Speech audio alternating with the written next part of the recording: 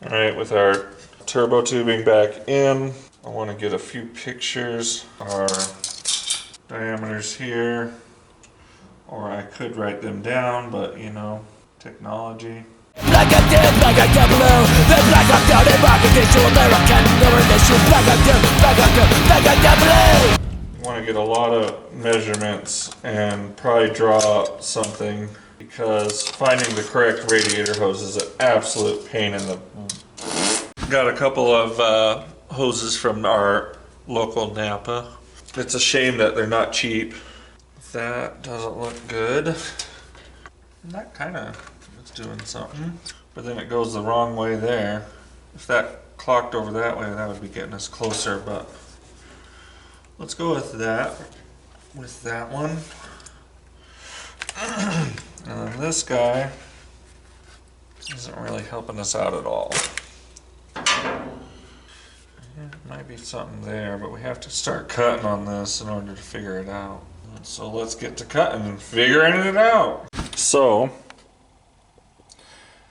they're in there. We got one splice here, and you might think, hey, you can't just cut a radiator hose and call it a day. We'll put a piece of aluminum tubing inside here and put clamps on each side. I've had to do it quite a bit on these custom installs. It's just kind of the nature of it. I mean, you can't just ask of these hoses exactly what you want. I mean, something simple like that, maybe, you know. Although you notice that this little collapse spot, like it can't collapse all the way, but what it needs in there is this little spring that you can see inside this one. Not all radiator hoses come with that spring in it. The more complex bent ones will, and useful in a spot like that. So we'll probably put a spring in there out of another hose from around here. The only thing we got, this is all looking pretty good, but our radiator hose is resting on the turbo tubing, so that's going to warm that up, and that isn't great. We could just wrap that section in a header wrap, like an asbestos type wrap, just through that section. It wouldn't transfer it as much. I don't think it would hurt the flow of the antifreeze. A little pain in the butt this section's been.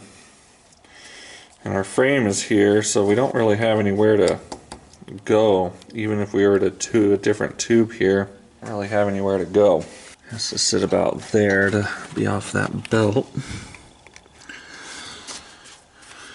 And this is close too. You know, if this is bouncing out when it runs, it could chafe a hole in that. Other option for this section would be to do a piece of aluminum tubing that was bent in our radiuses. I have no idea how I'd get that done.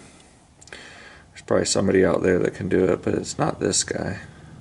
We could even wrap this in something like a hose clamp. Put a hose clamp right here. I could actually, when I put that piece in here, my aluminum tube in here, I could have the hose clamp here with the smooth side to where that belt, if it did hit it, would just rub against that hose clamp, and I don't really care about, I'm not worried about the belt. Keep moving along here, finally get that little conundrum conundred. Got our little insert piece here. I think that kind of helped pull it off of the hose there as well. Let's get some clamps on there. Alright, all our hose clamps on. You can see it kind of squishes onto there. I want to talk to a few people and see if that's acceptable. I mean, this does get warm, but the aluminum should kind of resist it. I'm not sure. And then put the little spring in there. You can see not collapsing no more. And got our little coupler inside here. That's kind of how I've done a lot of these. I know it's not awesome, but it, you know, what are you going to do? We do miss our belt by a little bit. I think enough. Finally, I think we got that area taken care of. Holy cow, it's been an adventure just for one little spot. But I like the cleanliness of it. The tubing looks right, unlike it was looking on that last one. So now, like I said, we were doing AC lines.